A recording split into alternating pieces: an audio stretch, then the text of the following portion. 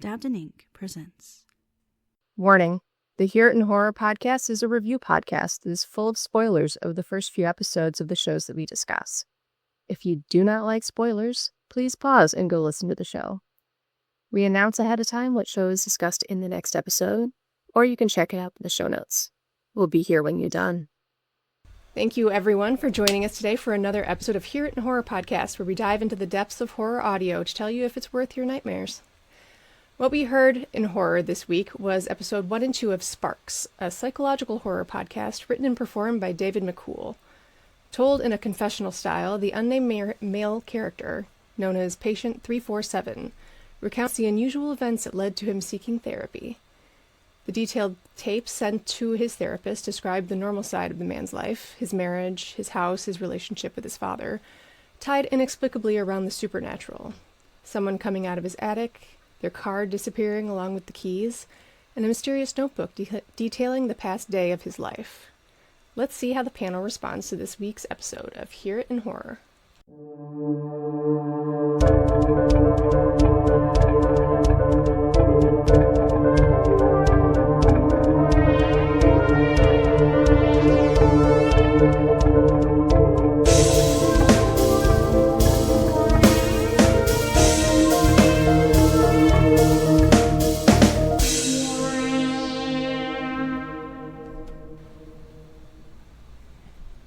All right, who wants to go first? Not it. On this one, not it. Oh. I'll say it. This was my favorite one we've covered so far. I liked it too! Oh, damn.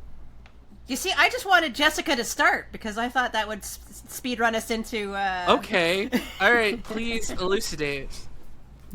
Yeah, I think I liked the bare bones nature of it because it's meant to be like a guy just sitting and recording something, and that's what it sounds like. A guy just sitting and recording something. I liked the little twists and turns along the way. I liked the nuance of the writing that we can get into later. I was compelled. I didn't know what was going to happen next, and when the big moments did happen in the first 2 episodes, I was like, oh my god, stuff. I'm gonna go next because I'm gonna give it the most scathing Ooh. thing. Of course, it's always you. And then we'll have to bring it back around, Clay. It's up to us. Absolutely indifferent. Oh, okay. That is pretty scathing. That is. Yes.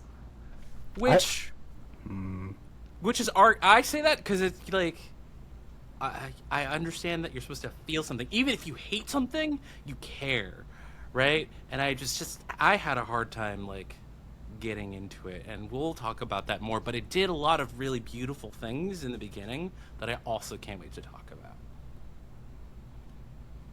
Izzy, you want next, or should I take it? If you want to go, I'm good. This was very much not for me. This was so far the bottom of my list. I cannot endorse this. It's if you like it, more power to you. This was not for me, and if you've seen my taste so far, one, I apologize, but this was not my thing. This really was not. This is divisive. All right. Well, I think I appreciate the thing from a technical level myself. Like, I feel like this one didn't exactly sync for me in its style, but for what it is doing, I think it's incredible. Like, it's got a very naturalistic writing style and performance style. The character is like, he starts off the cuff basically saying like, hey, I've got some emotional blunting that's going on, so I'm sorry if this is a little bit down. And it sounds like it's trying to kind of bring you into that sense of the real with it, which I thought was definitely interesting, but at the same time, like, it's a little over slow for me. And I think I like a little bit more drama, so, like, I'm sort of a half and half on it. We cover the full range of perspectives here. Yeah. Okay. Not one single agreement here. So on a plus side, though, that is art, so the artist did well. He found emotion for everyone, good or bad. Yes. Mm-hmm. Except for Rolante, who feels nothing. About this or in general? Well, it's like if I had to sum everything up, it just came down to like meh. Not in like a like anything was particularly meh. It just had like some good points and some points that just didn't work for me. So like I love the setup, like hey, this is a recording. This was homework from like that. I was like, oh yeah, this is gonna be great. But for me, like for that, I needed one step more. Like I needed the like psychiatrist to be the like commenting, playing the tape, and then pausing, because a monotonous tone with one character is very difficult. I find it like not like just very difficult, not just to do, but to keep your audience like flowing with you, right? The highs and lows give you a break to be like, okay, and then I catch up because that scene I needed to process, or like, you know, I needed to think more about this, so like maybe I don't have to pay attention as much. But I think because a monotonous tone tends to like you have to pay attention, which is kind of counter to the nature of a podcast where it's supposed to be something you can decide to pay attention to, but most often your listeners are at work, doing laundry, something else. So you're saying this isn't good because if you have brain rot, you will be unable to focus. I mean, Yes. yeah, There you go. actually, that's I'm okay with that kind of a statement, great actually. summary for it. Yeah, I think. You have to actually pay attention, and therefore it's bad. Well, No. Yeah, sure. If you want to boil it down that much, that's fine. To go with the concept of the monotonous tone, though. So the beginning of it, I listened to more episodes because I didn't know episodes were over. They just kept going. There was no ident. There was no break. It's a I was very on episode interesting 7 thing that they did asking with how that. many episodes I had listened so far. But we had the background noise, you know, a nice little song, something to add to it. And at one point, the author, the creator, he was like, I'm done with that. He even calls it out in World, being like, I'm done with the background. I'm like, now it's just you and me, Ben Stein. I can't do this. Wait, what background was that in the first 2 episodes? No, I think that's technically from episode 3. Oh, okay. I was like, I was playing it off of my phone. Yeah. I don't know if I missed that. It's- Maybe I wasn't paying This was attention. definitely a headphones. Yeah. Which is part of my gripe. Like I needed off my speakers because I had to get work done too. You know. Yeah, I think the sort of like flow of consciousness thing kind of appended to the fact there's no credit sequence of the thing or like opening sequence. They flow seamlessly into each other. Means that like it does kind of have a little bit of that like unbroken stream where there isn't really like a definable like ramp up or down between Well, given that episodes. it's meant to be just some guy recording his experiences for his, like it makes sense within the format. Yeah, within the format. Which is great. I was almost gonna say genius, but I wouldn't go that far. But it's great, right? Like, you are super in character, super in the world throughout. So if you are binging it, you are binging it. You are in it. There's no taking you out of it. And like Clay said, which is, I'm gonna put a credit to in their cap for that. Like, Clay went to episode 7, maybe by accident. That's kind of like. Aren't there only great. like 7 episodes? No, There's like there are there's seasons. a lot. There are seasons. There's a lot. Yeah. But yeah, it was just clean straight through, and I was just like, eventually I realized, oh, when I hear like a tonal shift, it's a new recording session, you know, maybe not professional for whatever that word means, but I'm like, okay, I can now just start to tell when an episode ends and when an episode begins. But I would love, just like Alante said, so this is patient 347, continuing on tape 7. Like, I would love just even that. Yeah, or even like a little like sort of recorder effect, a beep or something to kind of like give you a sense of these are different things. But you know, maybe this is just him sitting down and really going for like his feature-length movie style record of well, events. fun fact. This was a short film in 2014. I tried to find it. I could not find it. But yeah, no, I was trying to find out more about the author / producer / performer, David McCool. And I found his IMDb page. And yeah, it's great. Sparks was a like 6-minute horror film that he shot and edited and acted in all by himself over the course of like a few days during the evenings. And I was like, oh, cool, maybe it's on YouTube somewhere. It's not on YouTube somewhere. And I was like, well, gee dang. He then rewrote it into a novelization, and then he Yeah. made the podcast. Yeah, like this thing's gone through a lot, which does make me question them, because this man is either the master of ad lib, the grandmaster of writing how one speaks, or he's that's what I think just is going on. ad libbing so much of it. And no thing is wrong with that. Like, actually, this is the thing about the show I love, because it's so goddamn natural. That Yeah. he's just like, well, and like he catches, he stumbles himself. He's a person talking, and that Yeah. was the best. Actually, phenomenal. I'll give it that. Yeah, I actually wrote that down. I was like, for the first, beginning of the first episode at least, I was like, is this unscripted? Because like it was just such natural speaking. But then once he got into more details, I was like, okay, this is obviously, there's a story, there's beats, there's different moments here. This is obviously at least written down to some degree. And I was like, and I played it for my husband. I was like, listen to this, and I was like, it's just like a guy talking, right? And he's like, yeah, that just sounds like a guy talking. And I'm like, that's crazy, right? And he's like, yeah, it sounds like a guy talking, Jessica. And I'm like, no, it's good. You don't understand. I don't know what you want from me. But It's is just that a a guy good talking. thing? In that, like, is it too natural? Because there were spots where he'd double back and repeat what he said, right? I But is think that in the something that you want? context of this format, if you're looking to be fully immersed, because like there are times when I'll be listening to something where it's like it's supposed to be found footage, and I'm like, okay, so who's filming right now? You know? So if you're looking for like to be completely immersed, where it's like this is just a guy sitting down and talking about his experiences, like I can see why that might start to feel monotonous if you're looking for more of like an audio drama situation. But I think I've said it before, my background with horror for a lot of it is old school creepypasta. And this feels a lot to me like old school R No Sleep, where it's just like back when it was primarily a role playing forum, where it's like, here's this weird thing that happened to me. I'm going to lay it out like it is. I may not be the best writer. I'm just, sharing my experiences. And that's what this felt like to me in an audio format. I can see Yeah, that. I This is think I've definitely read would that. sit next to like what I consider digital folk horror, like the left-right game, the elevator game, stuff like that. This is very much real world happened. It's not polished, and I think that is its one saving grace. He did exactly what he was shooting for on this one. Well, I feel like It's it's just good kind enough of for me.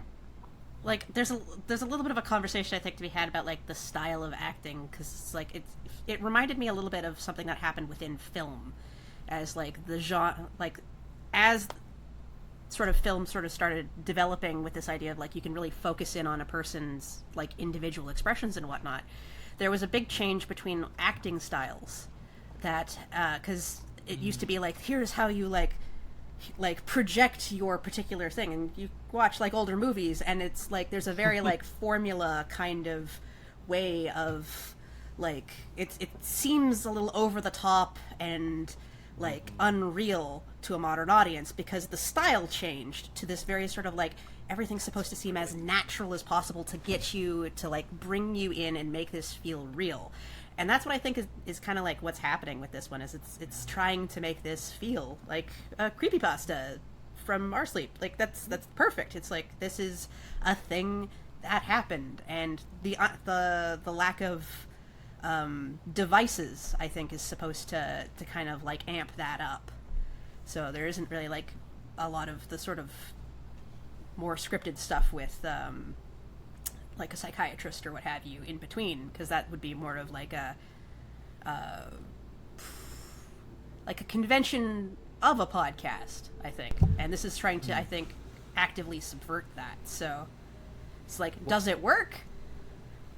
I think it's so subjective. Yeah.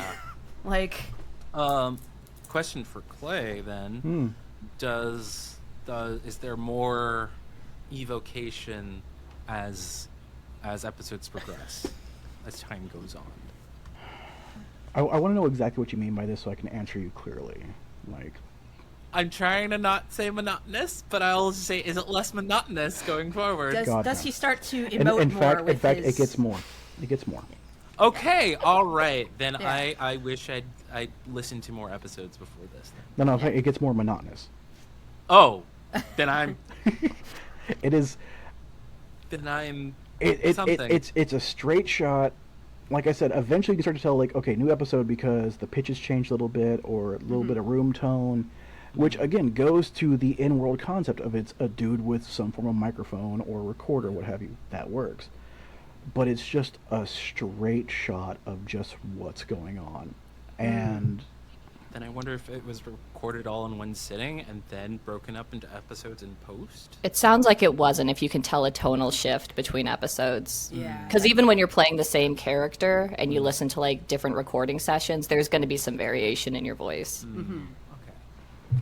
yeah, and plus, I mean, as many episodes as there are, like, there's no way it was a straight shot. Even just sleep, traffic, children, what have you. Like, it was just something had happened. But no, I think it was done over time. Yeah. Also, my biggest gripe, though, is that you had to read the description of the show.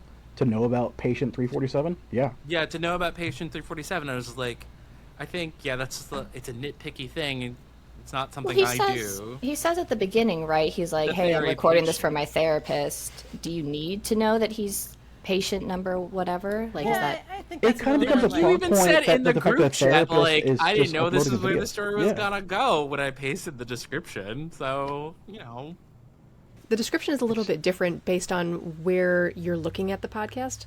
I was looking it up on, like, there's one online where it's like his therapist sent all the tapes to someone else and was like, you need to listen to this. Oh, And, like, that's really? what the description is kind of like the email his therapist would have sent. Yeah, it's interesting.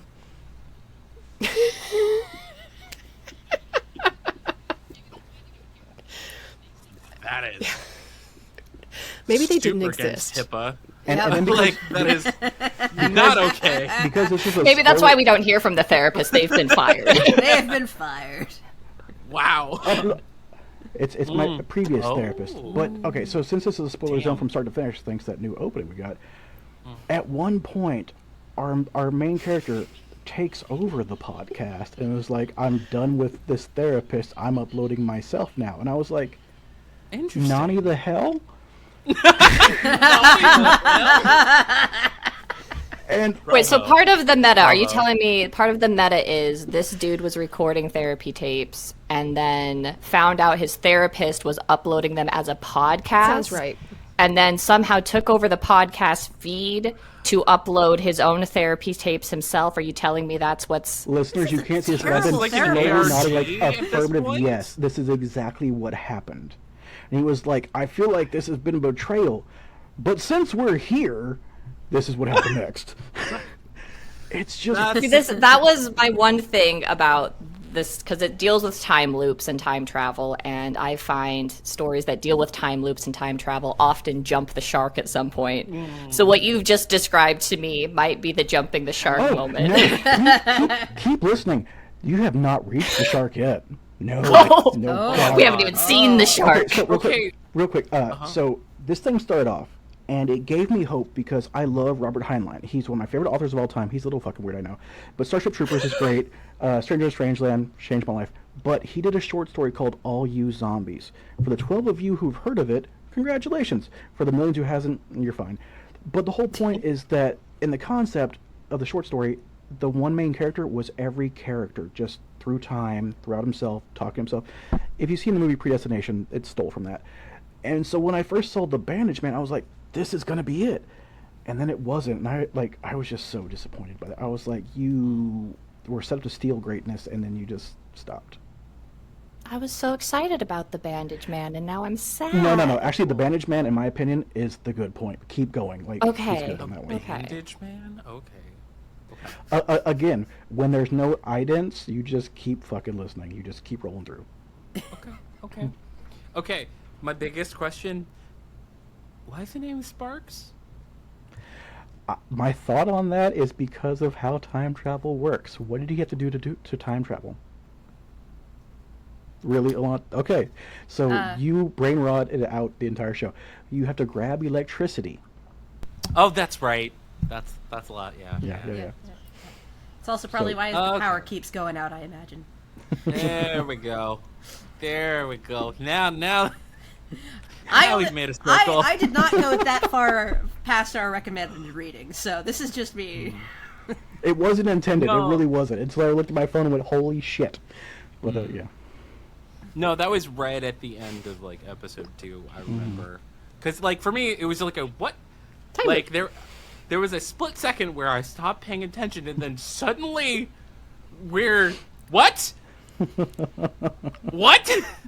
Yeah, in episode 2, it really ramps up because, like, the first episode, very slow burn. We're getting, like, some creepy stuff thrown in. I'm like, okay. And then episode 2, we're going in. And then as soon as he gets in that attic, it's like, boom, boom, boom. Yeah, Yeah, I was like, So if you faded out right there and came back in, it would be like... that's exactly what happened to me. I was like, okay, all right. And then I was like, fuck. Yeah, I want us to talk about some too real moments in there. Too real. You want to talk about the teeth? Are we ready? Are we ready I to love talk the about teeth. that? Is Yeah, this where we go go for it. over how the wife like operates in all this, or No, I mean, like, the wife, terrible, awful, whatever. But for me, the moment of, like, wow, this is really, like, authentic was that teeth thing. I don't know. My birth parents, not great. So, like, that moment of, like, if you don't do this, we're going to, like, bring you here and they're going to take out Take all your your teeth. teeth. Or whatever it was. I was like, yep, that is abuse. I'm glad you recognized it. Thanks, buddy. Well, I'm glad you brought that up because I wanted to talk about some of the nuance of the writing because he mentions vaguely that he has kind of a complicated relationship with his father, and his wife kind of calls it out. And it's like, your dad's weird and controlling, and he's like, well, it's just that's how it's always been. It's normal to him. But there's like little things that are included in like what he's talking about. He's conflict avoidant. He doesn't like getting in arguments with his wife. He's people pleasing. He's normalizing toxic behavior. When he gets stressed out, he shuts down, and he has an Stop anxious describing attachment with his Stop it. wife. He doesn't like when she's gone, even if it's like not like they're fighting or anything. And I'm like, these are little things that if you had a, let's call it a high conflict childhood, that develop later on in life. And so without straight up saying I was abused or neglected as a child, he's showing all the evidence of having a childhood like this. And I was like, that's very nuanced writing. And like so often when you see like stories about child abuse or containing child abuse, it's about screaming, it's about hitting, it's about all sorts of things that are horrible, but it there's was good. so many layers to growing up like that. And I liked the child abuse representation. And for me, As horrible as that is. No, like, I get want that. to be joking when you were going through that, and I want to say stop describing me, but I think I'm realizing maybe that's why I'm also like there's some negative yeah. points because like it's Yeah. too real. No, And that's I think not the escape. I that might want. be the room though, because like how many of us heard the phrase "If you're gonna cry, I'm gonna be something to cry about." Like that is shit that happens, sadly. Yeah. Yeah, I definitely had my version of the tea thing. That's why I was like, oh shit, like.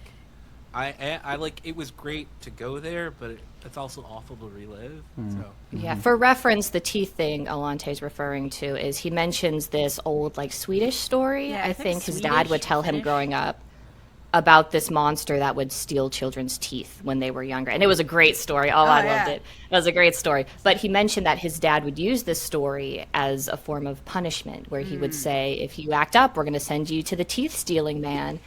And then the narrator has this moment of like, that was really messed up, actually, looking back. But as a child, when your parents say these little things, and to them it's just words, it's they're just, probably don't understand the full, repercussions of what they're saying to you, and it really affects you as a child. And that was a very real moment, again, and very unique moment without it being like, again, generic outside opinion of what child abuse is and what it looks like. Yeah. I feel like this one was very kind of like psychologically informed, because our bro is definitely kind of like relating things in a way that seems quite real, I think, for like folks who have like recently gone through a trauma and are still kind of dealing with the effects of like emotional blunting and everything being unreal, and maybe some of the like memory aspects of encoding. So it feels like this guy is definitely like he's giving his therapist a tape that has a lot there. And definitely. and you get all these like little kind of like he never really, like, oftentimes comes out and says anything that's kind of like a big part of his past, but he'll give you kind of like that whole, there will be something that comes up that, you know, we don't have the context for. Like, I imagine if the wife is going off about him starting drinking again, that's something that's happened several times in the past. Oh, she dialed up to 11 on that, by the way. Oh my god. Let's jump into the break that down, wife. by the way, because that's a lot. Okay, Yeah. do we want to go over how we got there? Because I have a lot to say on the wife, and it kind of needs some I'm ready context. for it. I'm ready for this. Come on, Let me get Jessica. comfortable. Like, Let me get I'm comfortable. gonna try and play the advocate for the wife here. So Oh, Will not win this one. Okay. So, the context, we start the therapy recording. When he and his wife got married, they're recently married, I believe. His dad, as a wedding present, gave them his childhood home. Not the dad's childhood home, the narrator's childhood home. And the narrator has like some, like, you know, he's some bad memories there, but a free house is a free house in this economy. Yeah, so homie's like, okay, yeah, we'll move there. But the wife, she's like, I don't really like this. Now we're indebted to your father. Morgan's gone again, but we'll keep going. We'll keep Again, usually I've listened like the day before, so I'm fresh off of it with this. I have notes this time. Okay. So they move in. The house is like a little run down or whatever. We have the electrical issues they mention. They take the narrator's parents' stuff. He was adopted, which I feel like is going to be important, and his mother passed away somewhat early on, so he was mostly raised by his dad. 6 years old. So they're he takes his dad's and his mom's old stuff, and part of it includes his dad's wine collection into the garage for storage. Let me see here. What do we have next? Yeah, so they do all that, and then he and his wife have a little argument because his dad calls and it's like, hey, can you help me out with this weekend? And he's like, yeah, I can. And he tells his wife, she's like, well, we already had plans, and your dad's controlling you, and So they have a little argument about it. He doesn't go to sleep feeling good about it. And then that night, he has a night terror that somebody comes out of the attic in the middle of the night and stands and watches them sleep. So he's a little rattled about that. He wakes up in the morning, getting ready for his day. His wife looks out the window, and she's like, hey, did you move the car? And he's like, no, I didn't move the car. And she's like, well, the car's gone.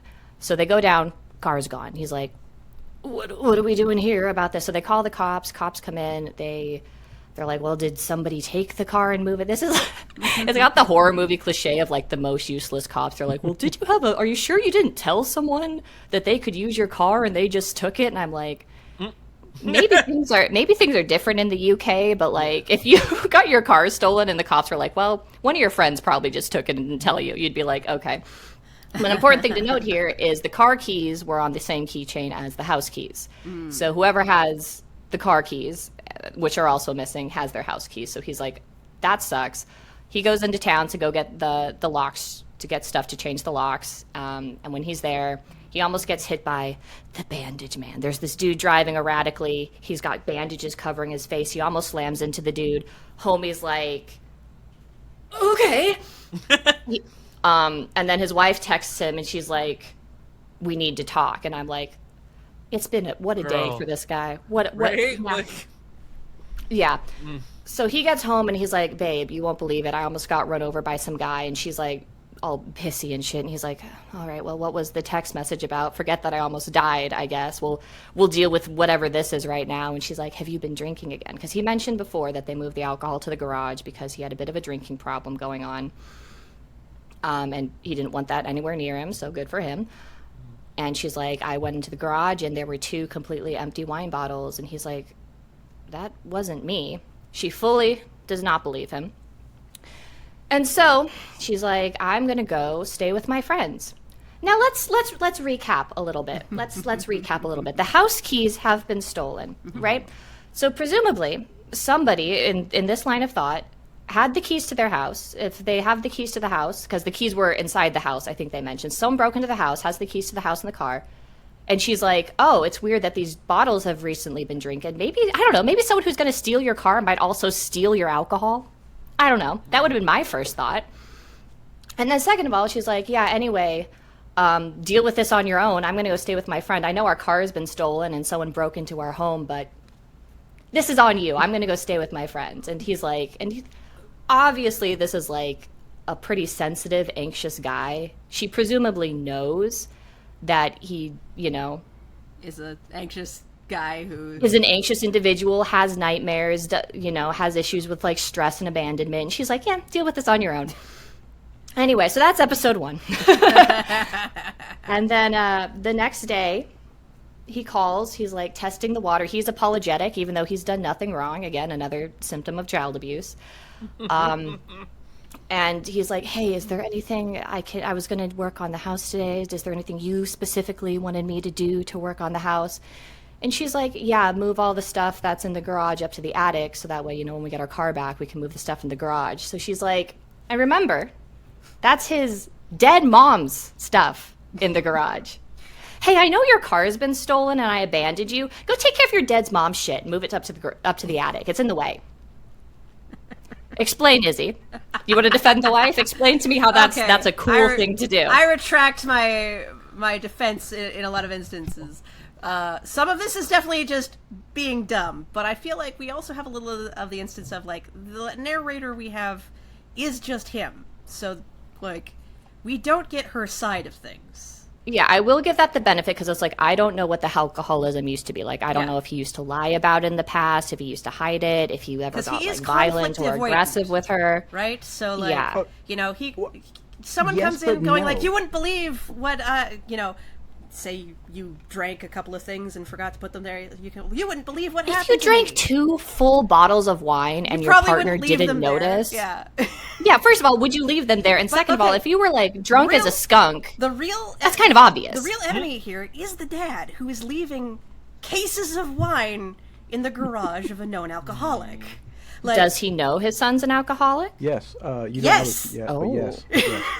Oh, that's. But also, I want to rewind real quick because we're talking about him being conflict avoidant. He is 99% of the time, but that 1%, he's a complete contrarian.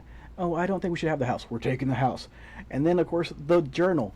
He didn't do this. Fuck you, I'm going to do it. Like, whenever someone tells him not to do something, he was like, I'm going to do it. But if you make me sad or you come me with aggression, I'm going to cow. Yeah. It's really weird. Like, we've got, I think, an unreliable narrator here. Because, like, yeah, there's a lot of trauma that, like, is coming up from this, but, like, you have an abusive dad who's coming at this, and a wife who's, like, hey, this is how it's gonna be. We know this is how it's gonna be. Like, we shouldn't be doing this. We shouldn't be taking the house. We shouldn't be beholden to him. And the dad comes up a little bit later on as she like, agreed to it too. Like, he wasn't like forced. He's like, I'm gonna force you to own a home. Like, Can that happen to me, please? Take it and rent it out. Jeez. I mean, I have a feeling it's one of those things that might have been like a fight between them, and like there's a lot of logic behind just taking a home, but like. There's a little. I think she's got a little bit of. I can change him. I can break the bonds. Make him realize. You don't get married to. I can change him. No. See, what scares me about this is like, especially with unprocessed trauma. Yeah. You tend to gravitate towards partners who are like your parents, meaning like the abuser. The things that have made you feel safe, even if you didn't feel safe, right? Like that feels normal. So all this is like, oh god, she is just right, controlling dad and then controlling wife, and like I wanted to give her the benefit of the doubt. Like, yeah, he must have really screwed up, especially coming from him, right? Like, that's I'm a thinking that non-sugar-coated I fucked up. Like, I'm not necessarily saying like the wife is good here, but I'm saying that like I don't think he is either. I think there's something going on that's just like between, like that's falling through the cracks here. That is. And that's like, I'll agree. We have an unreliable narrator. Kind of situation. You don't know. But, like, in which way is the question? Is in what way is he unreliable? Yeah, I've yet to pinpoint. Well, that's I think great writing, because we won't figure that out unless we continue to get into this guy's head and get more and more context as he slips up, if he is an unreliable narrator. Which, I will say, regardless given the level of writing we're dealing with, regardless of how you feel about the other stuff, to abandon your partner after your home has been broken into, to be on their own in that home that got broken into, is unacceptable. I do not find that acceptable in the slightest. If you want to be like, let's stay in a hotel, we can stay in separate rooms, can you stay somewhere else? But to leave your partner alone in a home that just got broken into, to me, that's unacceptable. That's unacceptable in a relationship. Please keep listening to the show. Finish the show. It does explain everything about that. It eventually explains why that happens. Well, the runtime is not terrible. Like, if you want to talk about how feasible that is to do. You know. But what I love about this is that we're having this conversation. Like, the writing sparks this, I think. Was that a pun, Izzy? Damn it, Izzy. Why? Sorry, what? Ugh, that thing. Flossing. But yeah, no, like you're right. The little subtle things in the writing, because there's a point where he's like, yeah, we had a great relationship. We have a great relationship. He talks about their marriage. He's like, yeah, you know, we got married. We were very much in love. We are very much in love. Yeah. So without high school sweethearts, right? Mm-hmm. Yeah. That's which hard. is how the most toxic relationships happen. Absolutely. Yeah. These two should probably Damn. split. But but yeah, she's definitely pulling the ripcord of I just can't be here right now, and that's The worst part, there's someone out there listening right now like, I'm sorry, Jessica. Yeah, it was really intense. She was just like, hey, I don't trust you, I'm just gonna bounce. I'm just like, this man almost died? Yeah, Why are we putting it on its head? Why are we blaming the character and not the writer for this? character or Could not this the have writer? just been like? Could this have just been a writing oversight? You mean versus a like he didn't conscious see choice? how shitty this was and he just needed a plot device to get the wife out of the house? Yes, exactly. I mean, it could be. I haven't listened. What do you feel, Clay? Having listened to more episodes, Yeah. does this feel like a plot device or does it feel like intentional character development? Honestly, when I was listening to this, I imagined he had less of a script and more of a corkboard with strings. Okay. Yeah. And that just going off of vibes from everything he was doing is like, I've got to fill this hole now. So I don't know. Okay. Okay. Does the wife return? Yes. Yes. Because I will say another thing, and again, this is an old our no slate problem. We don't have a name for the wife or the dog. Yeah. Whereas if you are talking to a therapist or you are talking to someone, you're going to be like, my wife, Melanie. And then you're going to refer to her as Melanie throughout the situation. And if anybody has a pet, they will not refer to that pet as my dog. They're going to be like, so yeah, Dark Lord Bozer over there, you know, we call him Schmooples. Shooples. You know. But yeah, that's an old school, like, our no sleep writing thing that we always laugh about in editorial where it's like, oh, we have another wife. Just wife. Now, because Just wife. because we're Just dissecting wife and dog. because we're dissecting this, he's talking to his therapist. How detached is he from what he would consider his life? He's like, I have a wife. I have a dog. Yeah. Like, are they yours? He is- I mean, they share the house with me. I don't know. Well, I mean, Yeah, he's my very- wife would, we have the possessive my. I feel like you would eventually give the name so you didn't have to keep being like, my wife, my wife, my wife. You I know? mean, for argument's sake, maybe that does show the level of depersonalization he's showing, and But we have Uncle Tom. I got nothing. The only I named got person nothing. is his uncle, Uncle Tom. with the pig farm. Oh, speaking of which, he's probably Which means quick we- recap for the rest of the episode. Anyway, so horrid wife is like, go move your dead mom shit to the attic. Fuck you. And he's like, yes, dear. So he goes to move stuff up to the attic and he finds a note. And this was like a little like mouth drop moment for me because I love just like, because he says everything so casually that when you hear it, you're like, excuse me? Did we just, he finds a notebook with an unknown handwriting on it, says, read me. Opens the notebook. It is everything that's happened the past couple days. The power going out, the fight he had with his wife, his little night terror thing. And furthermore, it goes ahead into the future. And he's like, and it says like, and then homeboy turned on the lamp or whatever, or didn't touch the lamp didn't or touch. something. He didn't touch the lamp. He's like, okay, well, you know, I'm not going to let this book control my life. I'm going to touch the lamp. Electrocuted. Which is apparently why it's called Sparks. I didn't catch that. So he's like, Assumption on okay, my that's part. weird. Assumption. Okay, that could be the thing. And I mean, then that it matches up with his little time escapades, like, you know. yeah. So he sees the secret notebook. He gets shocked, and then the mobile rings.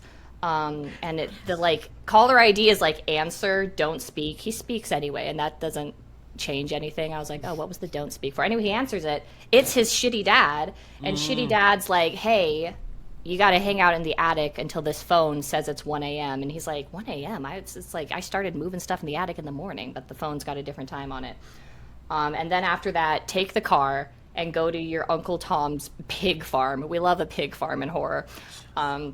So he stays in the attic till 1 a.m. He creeps down. He was his own sleep paralysis demon, as it turns out. And his own car thief. That's how they got the car keys inside the house. And then he drives off to Uncle Tom's farm. And that's where we live off. And that was literally the last, 3 minutes of the second episode? Yeah. It really kicked off in episode 2. And that's what got me. I was like, so where was I'm this? curious, Alante, because you have time loop. That's a big horror thing for you. How did you feel about all that? That's where I was like, all right, I'm liking the concept more. But again, I think I just have too much of that audio drama background that I need that separation or that setup, right? Like the last show that we reviewed with oh my god, it's so good. Why can't I Voice from the remember Darkness. Voice from the Darkness. At first I didn't like the ad break, but then I was like, that's brilliant. It gives you a reset, a time to process what just happened. And something like this, where as you were saying, he would just casually sip in something and you go, what the fuck? You need a moment to process that and then bring that with you as you continue. See, I like that because I liked that he's saying everything so casually that when he's when he mentioned the bandage man, I was like, oh, we love a mysterious man with bandages all over his faces. Let's go, dude. And then when he went up to the attic, he was like, yeah, and there's this notebook that said read me. I'm like, yes, it did. Yes, it did. Read up, brother. Yeah, I think for me then, I would be curious, and maybe I'll give this an extra chance or two. The true horror of the time loop is that it's almost that inescapable fate that comes at the end, right? Not even gods can escape that kind of loop thing. So I'm curious if they're going to pull off something like that, or if they're just going to jump the shark and now we're in a separate dimension. Well, I mean, is where it a time loop or is it a time hiccup? I'm not a Whovian. I don't know the I would say tiddly taddly timey A loop, wimey. you kind of go in a circle for a couple of iterations. I will say though, with the fact that he was his own sleep terror coming out of the attic, it does hint a lot of the fact of predetermination of whatever's going to happen has already happened. Yep. So he is in a place where he can't escape because he's already done what he's going to do. So that is terrifying, assuming the final end leads you right back to the beginning. That is truly terrifying. Yeah. So, kudos to Mr. McCool with a great last name, McCool. I'm not jealous. You're jealous. Just go ahead and change it to Alante McCool. You can do this, Alante. You can. It's within your capability. Legal name changes are a thing. Or just have, I can't do French, but whatever, a name de voice. Nom de plume. But a nom de voix. No, that's to de voix. Oh, it's a V word for voice, I think, as well. Is it That's Latin. Yeah, it's Latin. Yeah, but French is a romantic language, so it's in there somewhere. Oh, so you have to decide if you're a masculine or feminine voice before you even say it. No, it'd just be if voice is masculine or feminine. Yeah, that's more or less how it if works. tables are feminine, then I don't know the order of anything anymore, okay? If it ends in an E, it's probably feminine.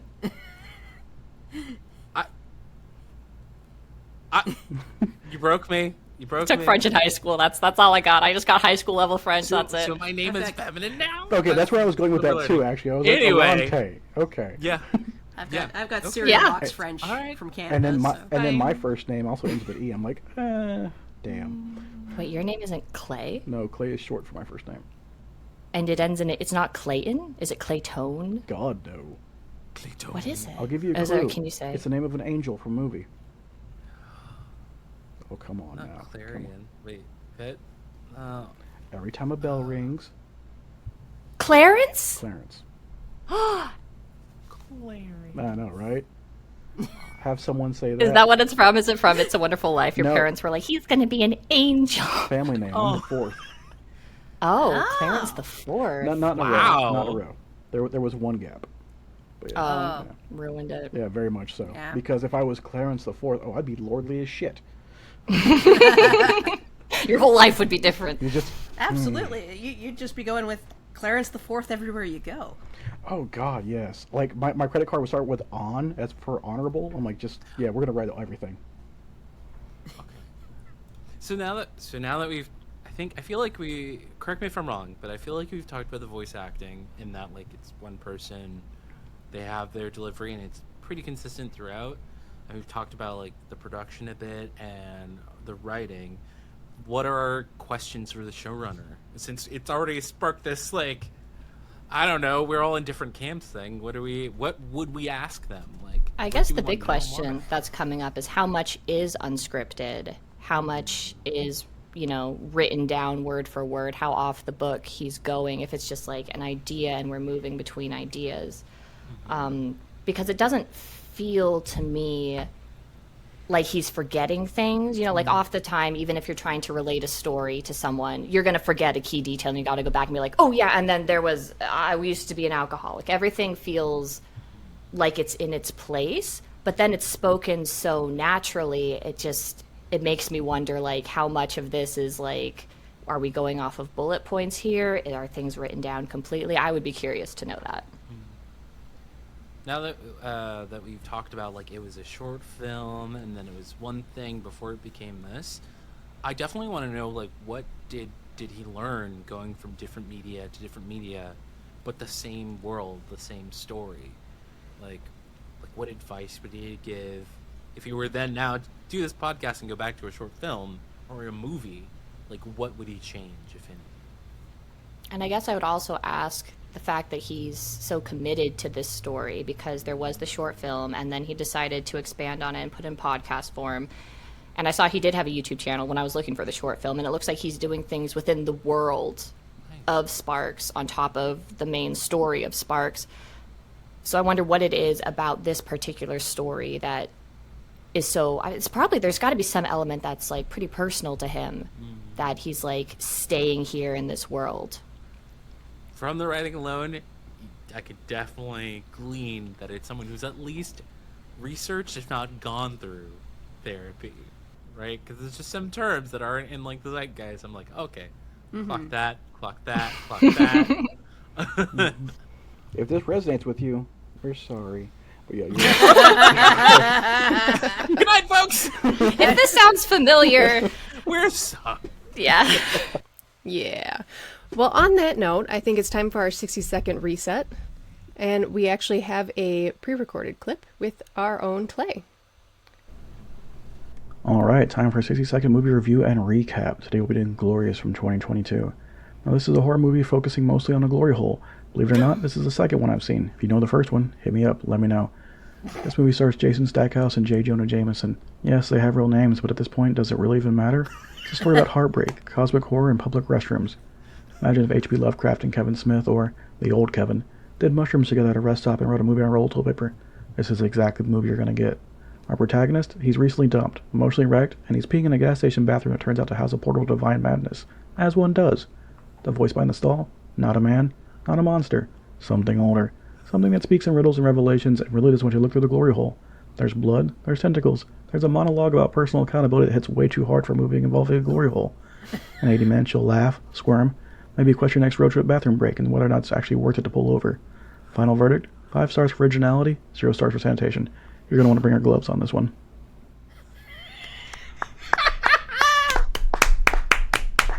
Bravo. Bravo. If I can do anything... You had me at Jason Stackhouse. Who cares what their name is? Does it matter? Bravo. You had me at glory hole. Again, the second one I've seen. The first one, not as good. This one's the top one. But still. There you go. Brilliant. Oh my god. It was worth it to see y'all's faces during that. By the way, if you're out there listening, I can't do jingles. If you want to make a jingle for that segment, please hit me up. I can't do shit. Beep deep deep deep. Perfect. So clip that, send it. We're good. Oh man! Oh, brilliant! Oh. All right. Did we want to move into our general topic then? What was our general topic this time The around? general topic is talking about slow burns and then also minimalism in podcasts. Okay. So for minimalism in podcasts, because this one again, it's just the one guy, David McCool. He does the writing, the voice acting, and the producing. And I think for this format, where it is just supposed to be a guy sitting down and recording, and there are times where it's like when he gets more agitated, where the audio peaks a little bit. I think for this format, that makes sense. If the concept was I'm recording this for my therapist and it's got like music and sound effects and like multiple voice acting or whatever, that just wouldn't make sense for the format. So for this, I think it's perfect for me. It's being what it says it is. Where it's like if we go back to maybe like the Cellar Letters, I'm more aware listening to that it's a podcast, that it's an audio drama. It's like the things still make sense within the context of the podcast. Like he's recording while his friend comes over. You're hearing the sounds of the house and everything, but I'm much more aware that I'm listening to an audio drama. Mm-hmm. Whereas with this, it's staying in the lane of what it says it is. I don't know. I guess we'd have to listen to more where it's like a show that's supposed to be outside of this framework to see if it's like that works elsewhere. But I feel like here it works really well. And this is just a matter of personal taste that I think it just needs one or two more things. And then that's like my version of minimal. So that is either having the therapist be commenting, playing the recorder, or like interstitial things where it's the therapist like breaking down like, hey, maybe we need to talk about their spouse. I'm seeing like a pattern of this. How do we get them to realize it next? If we're gonna break HIPAA, let's just snap it in half. Be like, so since you're hearing about my patient, any thoughts? Open to suggestions. Like, let's just finding out that the therapist in the meta of this world uploaded his therapy tapes as a podcast. That is like actually insane. Yeah. Well, and then that afterwards, when he found out, he decided, how did he get the feed from her? Yeah. Did he mention that? Or He must have just it's the thing copies that of the the original or therapist is something. her that gets me, because I could almost see if he was his own therapist, much like the Futurama, he's his own grandpa. Like that, I could get, but like I would love it's that. hard I to would square love that that. circle. Yeah. I feel like But no, maybe the he fact did- that we don't ever hear the therapist, it might be just that like, he's uploading all of these tapes sort of after that happens, that he just had copies of his own. I will say that he references it to a bit much later on, of course, but he was like, I've stopped. I went ahead and took over the podcast, and I'm no longer uploading my own tapes with that horrible garage band music in the background. It's just me now. And I was just like, so he references the therapist was doing a little bit of, doctoring-ish. And then he was like, no, fuck is- that. God damn it. Fuck that. that is hilarious that the therapist was adding music. Yeah. It is pointed out in plot. He was like, I'm done with that, by the way, and moving on. I was like, can we stop for a second and talk about what's happened? I wonder if that's just he's like the first 2 episodes came out and then he was like, oh, people are saying that it needs, like Alante was saying, it needs like a little bit more, so he added like the music in the background, and then he was like, that was a bad idea. Now I have to find a way to in character, in world, explain why I'm not doing that anymore. So maybe that's why. But again, I haven't listened that far, so. But that's hilarious. I will say I miss the music so much. Again, I listen when I'm giving massages, and so I'm like, bro, it's just you in my head right now. Please give me something else, for the love of God. I don't need this right now. Yeah, I mean, for the actual, like, the minimalist aspect of it, one of the things about it is it gives you very little that you can hide. So if you're trying to like cut something mid word or what have you, it gets very dicey to do for retakes. But kind of makes me wonder if he even really had that many cuts in it, or if he basically would just kind of do sit down episodes and do them all in one go. Oh yeah, you could tell me it was a one-take show. There's nowhere and I really believe to it. hide. I will say, as a voice actor, That's hard. he was definitely, there is editing going on. Yeah, there is. Because when you are reading, again, I don't know if he's going off the cuff to what degree, or if he's reading off a script. The thing that takes the most time for me is removing pauses. Because when you're just reading off of something, there are long pauses between sentences, whether you're breathing, whether you're reading ahead a little bit. So the fact that it's stitched together to sound natural, like a natural progression of speech, is actually very well done editing. Oh yeah, no, I wasn't necessarily, I guess, counting that so much as like things that are like mid-sentence. What have you? Like if a car goes by or something. Yeah, like taking that out. Though the background is very clean. Like the guy's sound booth situation, like He does say behind the scenes later on he's doing the blanket technique, which is still really good. Yeah, it's still decent. Although, one thing that they did that I think would have been more effective if they did without is there was like a bit of reverb on the first 2 episodes that I was like, I don't know. Oh, I didn't have headphones on, so I must have missed that. I made sure to listen to it with and without, because like hearing it outside I was like, this is definitely a headphones thing, and then when I heard it I was like, I don't know what the reverb is trying to get across. I think it's just the case of like it's an editing sort of thing that like people kind of like when they first kind of start. Like the reverb makes it sound less like you're under a blanket to new editors. So like it could have been trying to like kind of combat that very close sound, hiding it. But like I don't know. I felt like I could hear it go away by episode 3, 4-ish, or like taper off. I think. Yeah, it definitely wasn't egregious for me. Yeah. It was just like, oh well. Yeah, so it's not bad. But yeah, like aside, I think, from like editing for pauses, like, and yeah, there's definitely a fair amount of that. But yeah, no, it's I'm more of a rivet artist myself. I like to add in a lot of details, sound wise, and create sort of an over embellished scape. So. My heart. Okay, but was this a slow? You go. Oh no, go ahead. Well, part of our general topic is slow burn. Like, was this a slow burn? It didn't. I'd say episode 1, but not episode 2. And that's my concept. If for a slow burn, you have to burn. It just it maintained pace, speed, tempo, and thrill. There is some shock later on, but it's more like, wow, that's odd. And now we're back to this. And I'm just like, I need, okay, of course, my tastes are different, and everyone's is, but like, I need anima, viscera, I need action. And even just intrigue is good, but this was just kind of like, you're just recounting events. And don't get me wrong, it's interesting events, but you're just recounting events. It's not for me. It didn't burn. Didn't burn. Didn't burn. Maybe just smoldered a little.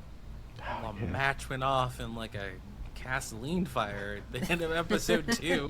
Like it's like, okay, slow burn. See, that was the thing too. They're Like setting up elements. Yeah, okay, cool, and then that gave me so much tease. Like I was like, oh, this is, and then I'm like, oh, okay. Well, you know, it was like it promised so much to me. I put my own hopes up high, and then just went like, no. Okay, it is what it is. wow, Failed edging. I just saw so much. Yeah. Thank you, because that was that face. One I of was us like, I don't know how to say One this of us is gonna have to say it. Yeah. I love that Morgan has been dipping in and out of the recording and then comes in to be like, edging. And that's what it is. There was no delivery. There was no follow through. It was just kind of like, oh, I can see where you're going with this. Which leads you back to the main question. Like, I'd want to ask him how much, because he had the short film, he had the novelization. How much did you just kind of like follow that? How much you leave it, and how much did you just kind of like winging it? Because there's a point where I'm just like, this now feels like it's all wing.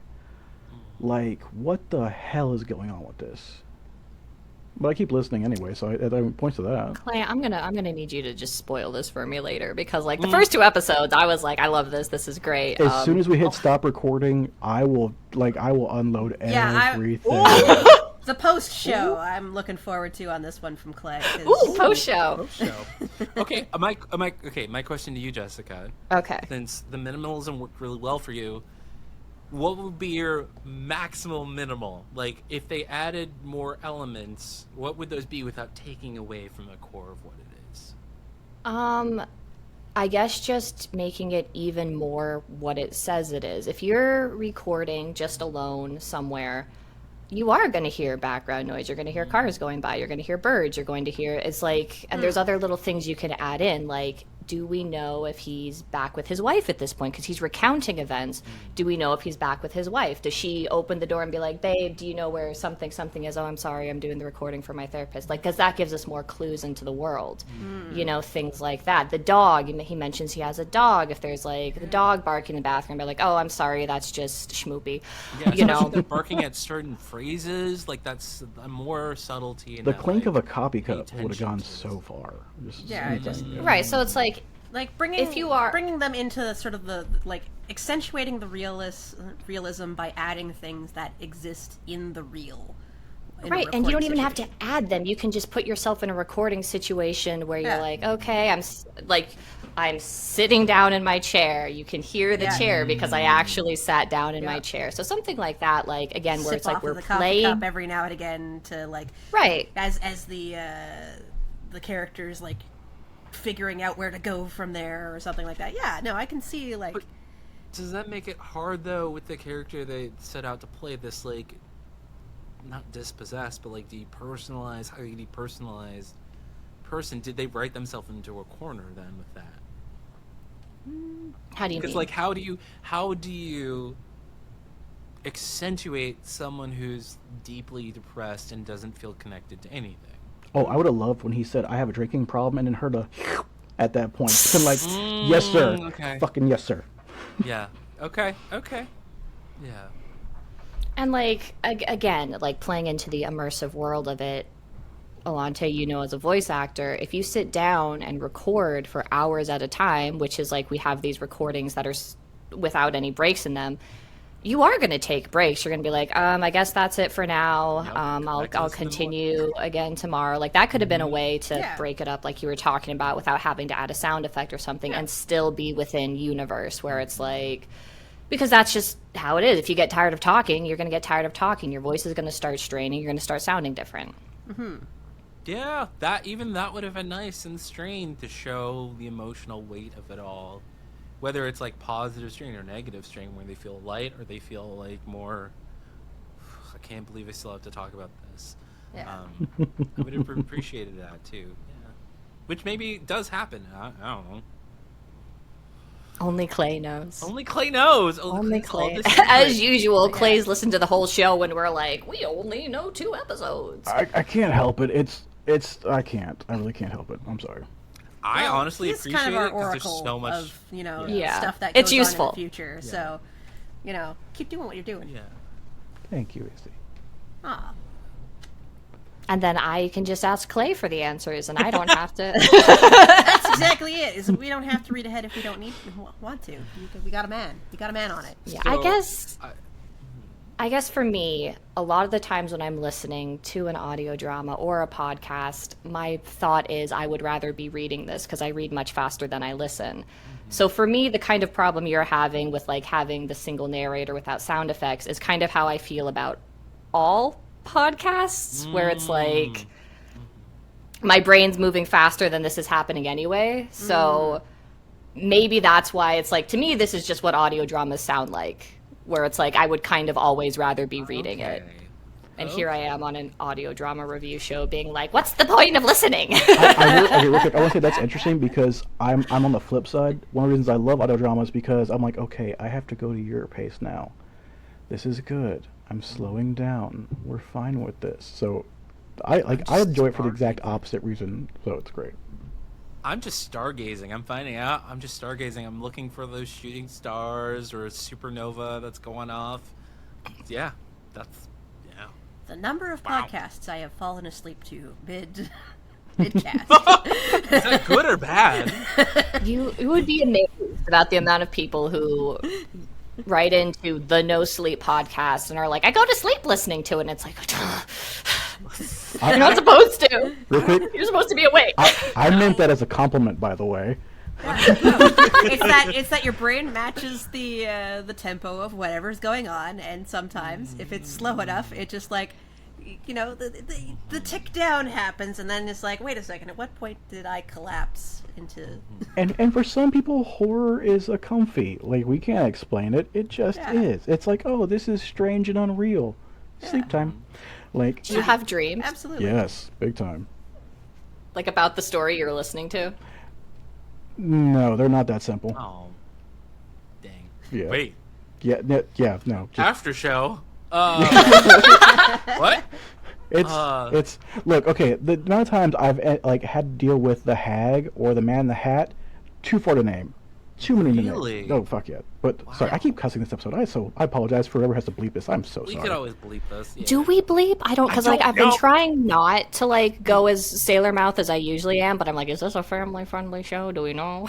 I'm just like, Is it a yeah. family friendly? Yeah. We should ask. I don't know We either. were Hey, told Morgan's we back. could make certain jokes, but as far as f-bombs, I think it was I questionable. think but we that's had a okay. limit of like one each. I think that was it. One each. I think I stole talking about I stole Lante's then. I'm up to 2. because I think talking about the wife that I hate has taken all my expletives for this episode. So I'm curious, has anyone moved camps? Because now after talking about it, I'm still kind of in the neutral zone, but now it's more neutral positive. Ooh, are When we in? before it might have been more neutral negative. Have we come to the pickle Well, part of now the conversation?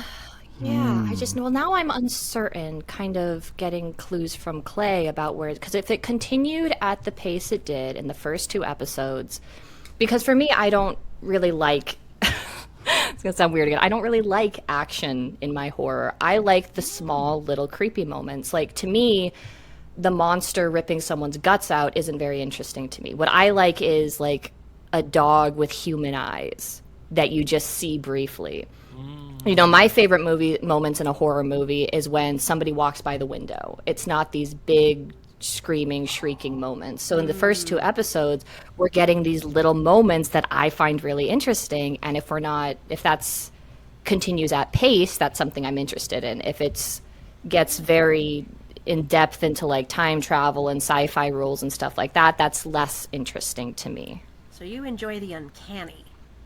I love the uncanny. I love uncanny. I love liminal spaces. I like things that are just like kind of weird and off-putting and strange. Like, for me, like, my kind of horror is just very understated.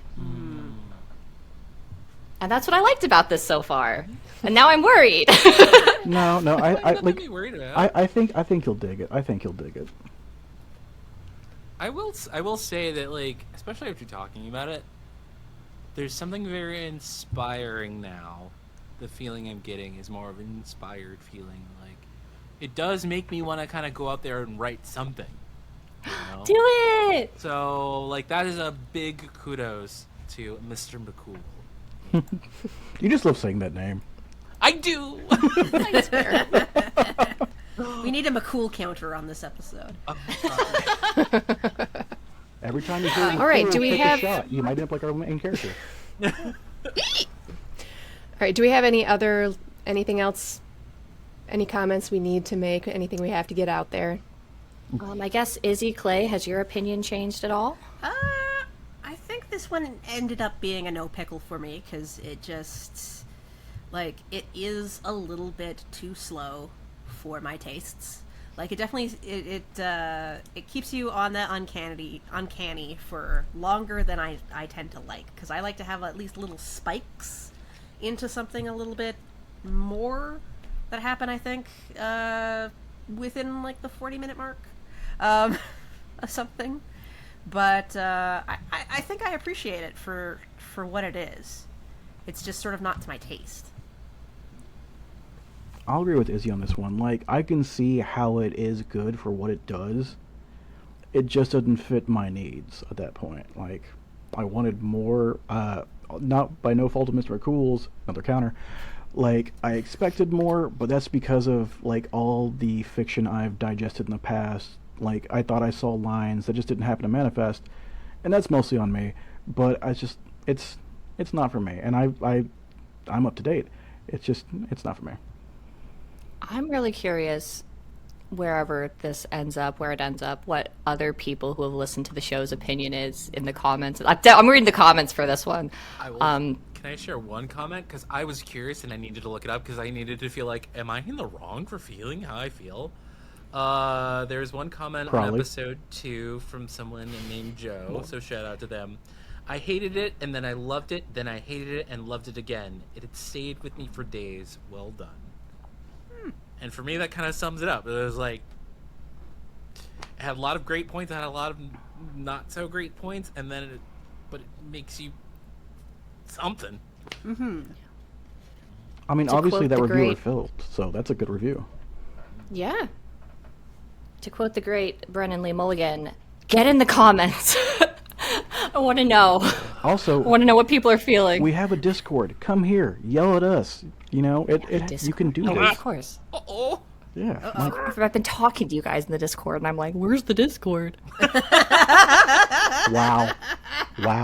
I stayed up for minutes making that. Okay. Minutes. Minutes. So yeah, so it sounds like it's a no pickle for Clay. It's a no pickle for Izzy. The first 2 episodes, enormous pickle for me. Jesus. And then it's just a cucumber for Alante. Just a cucumber. I like this. Yes. Just a cucumber. Yes. Cucumber. I like introducing just a cucumber. The introduction of the cucumber. I know how 5 episodes in. I know how we got here. I'm still surprised. This is where we are, but I love every bit about it. Yeah. Oh my god. The monster I've created. I will never let this down. We haven't even done like the little fun fact thing again. So it was literally Just like our the first cucumber episode, fun yeah. fact. No, Yeah. we've done like 3. There was the. Oh no, Clay had one about the panic room was the thing panic where we room. found out he's a sociopath. And I think I told the story of Two Knives Guy. Yes, Two oh my Knives God. Guy! Two Knives McGee. Hell yeah. We didn't do one for Yeah. Jessica? No. Really? We'll get back to To be- the I don't fun have facts any fun next To be facts. fair, they that's my already drawn all problem. the hats. I'm gonna try. Like, it's whatever. You have to be fun to have fun facts. So Morgan, while you're here, real quick, can you do an outro? We can't hear you. Uh-oh. How about now? No? Fantastic. Not now. Great. So excited. still no, honey. I don't even see them Very loaded on mad. my screen. Very mad. There's a lot of facial expressions and hand movements happening. A lot of Really? frustration in the I eyes. still Yeah. have the 2 Morgans, other Morgans. I have the Yeah, 2. two more. We have the hostess with the most Morgans, and then only here for the edging Morgan. My favorite Trying Morgan, by so the way. hard. Oh, yeah. And she is still edging Oh, us. Yeah. still. All right, really fast. That wraps up today's discussion. Thank you for listening to this episode of Here in Horror Podcast. If you haven't already, please give Sparks a listen, rate, review, subscribe, comment on Facebook, on YouTube, on all of the social medias. Next week, we're going to be discussing Partial Veil. Until then, this episode ends, but the horror keeps playing. Good night. Oh, fuck. Did I...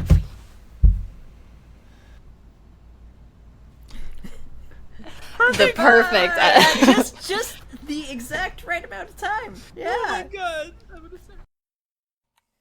Ashley here, reminding you to check us out on Patreon, where you can get early access to episodes and, when you join, are automatically invited to all the recording sessions. Follow us on Instagram at Here in Horror Podcast for all the updates. Here in Horror Podcast is brought to you by Dabbed in Ink. Here, adventure.